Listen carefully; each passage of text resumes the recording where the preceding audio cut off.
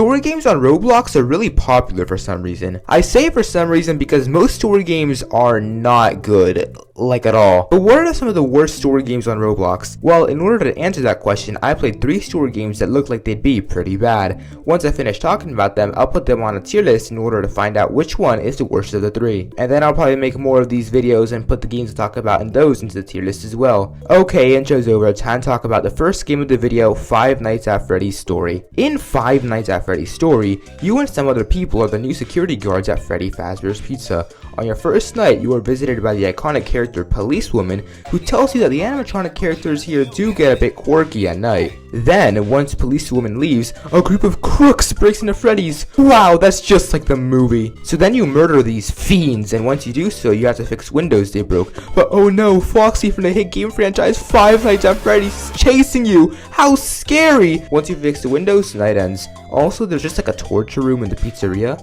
I'm sorry, what? On night 2, the despicable Bonnie pulls a lever and turns off the power. Classic Bonnie. So then you have to try to turn power on while Bonnie chases you, but oh no, the lever is missing. Thankfully, I'm a pro at FNAF stories since I've already played this game before, so I found a lever, restored power, and ended the night. On night 3, your camera runs out of battery, so now you have to find 8 oversized batteries because, well, how else will you keep track of the Freddy Fazbear gang? Now is a good time to mention that the cameras have not been used and will not be used. Night 4 starts with a choice. Do you open the door for Policewoman who's being chased by Freddy, or do you leave it closed? I voted to keep it closed, but everyone else voted to open it, so Policewoman got to live.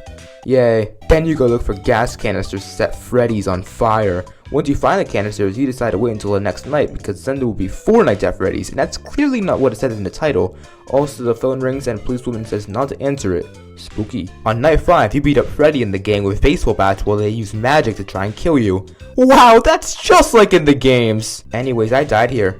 I'm definitely not playing this again. However, I still wanted to see how this beautiful story ended, so I decided to use this thing called YouTube to see the ending. The following footage is from the YouTuber NightCreeper4567. The game has 3 endings. In the good ending, you set Freddy's on fire. In the bad ending, Freddy does a T-pose and kills you or something. In the secret ending, Springtrap shows up. Wow, that's just like when Spring Bonnie showed up in the movie, except a lot lamer. Five Nights at Freddy's Story is pretty much just fetch quests the game. Every night consists of you trying to guess something while a member of the Freddy Faz gang tries to kill you. It's just not very fun. The game looks kind of ugly, and I'm pretty sure this Freddy animation was just stolen from FNAF AR. Remember FNAF AR? It's dead now. I'll put FNAF Story in Epic Dumb tier. Yeah, I gave these names. While the game isn't fun, things like Bonnie turning off the power made me laugh. That's all I have to say about this game, so then it's gonna move on to the next game, YouTube Story. Finally, a game I can relate to. In YouTube Story, you, some other people, and the hit character Chain decided to start a YouTube channel called The Vlog Squad. Is that really the best we could do? Anyways, the first Vlog Squad video was a 24-hour challenge in the store. We built a fort out of boxes, but oh no, me and some other person can't get inside. I guess we're doing this challenge on hard mode. But then a group of hooligans break into the store and we have to fight them. While we murder these bandits, Chain is recording so that he can post it into YouTube later. We haven't uploaded a single video and Chain already has an anything for views mindset. Once we escape the store, we send the video to the police and then upload it to YouTube. Now we're super famous internet stars. The next video we make is a Ghost Pepper challenge, which somehow propels us to 100,000 subscribers. That's right, after posting 2 videos, one of which is definitely against YouTube terms of service, we now have 100,000 subscribers. If only it was that easy. So then we move into a mansion and ask fans for video ideas because I guess we've already run out of them. A fan suggests that we do a Floor's Lava challenge, so we go to a stadium full of people and real lava where we do an obstacle course. Also, the Lanky Box guy is there. Do you guys know what Lanky Box is? Well, if not, then I'm sorry for what I'm about to show you. Oh, why? Giant curse nab nab! We have to escape from all new characters like Sir DADADOO! Oh! No! Baby! Sir DADADOO! Anyways, I die. Time for YouTube! The following footage is from a YouTuber called Sentiden. After the lava part, the Vlog Squad becomes even more famous, and there's fans that are blocking the garage, so then there's another obstacle course, and the Vlog Squad goes on break.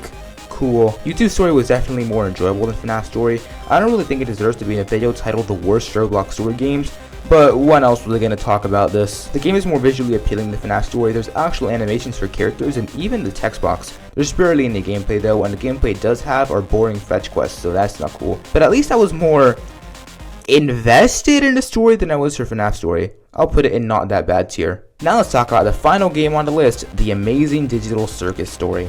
How can this be a masterpiece? In the Amazing Digital Circus story, you and some other people are in the Amazing Digital Circus, and Pomni is there with you. Holy crap, this is insane! Then Pomni tells you to get Roblox toys.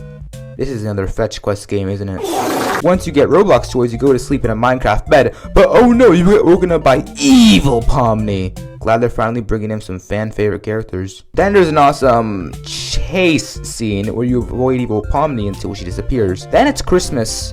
Cool. Once you finish shooting stuff, Pomni leaves the room, and then you can go into the basement. Hello, neighbor! But oh no, evil Pomni's in the basement, so then there's a really boring boss fight, and you have to make a decision. Do you forgive evil Pomni, or do you call the cops? So anyways, then the cops come and arrest evil Pomni, the end. Much like the other games, the Amazing Digital Circus story is a bunch of fetch quests with 1 or 2 obstacle courses and boss fights. I know that the whole point of these story games is to watch a story unfold, but I'm sorry, I happen to like it when my games have good gameplay. And the thing is, there are fun story games. The game Breakin' is actually really cool. There's fights, different rules, secrets, and the story is actually pretty cool.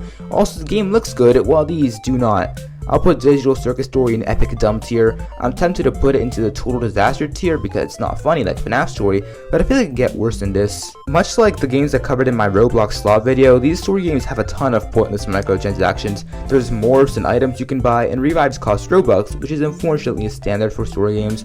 Also, YouTube Story gives you extra help if you like the game and follow the group that made it. Wow, that's a great way to artificially increase the like count. In conclusion, story games are pretty much identical to one another with some exceptions of course. The only differences between most games are the characters and locations and maybe 1 or 2 gameplay changes. The only reason these games are popular is because they've got Freddy, Fazbear, and Pomni Digital Circus in them, not because they're fun games.